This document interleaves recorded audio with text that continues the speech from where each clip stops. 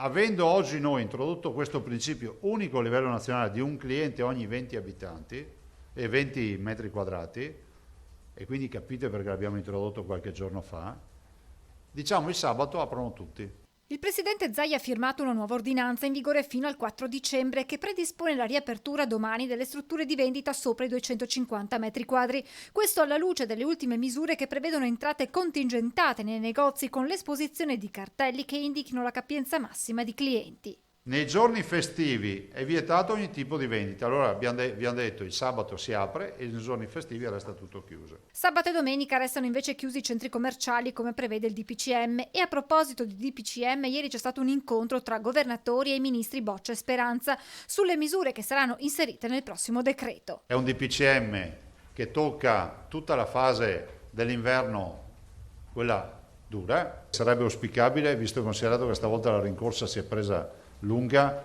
che questo DPCM venga scritto assieme alle regioni. Dal governo la garanzia che nel caso si chiuda in montagna vi saranno i dovuti ristori e su questo fronte sono arrivate rassicurazioni anche per misure economiche a favore di quelle realtà penalizzate dalle ordinanze regionali. C'è un fondo di 250 milioni di euro dedicato a quelle pochissime regioni, io già dico che il budget di 250 milioni è fiacco.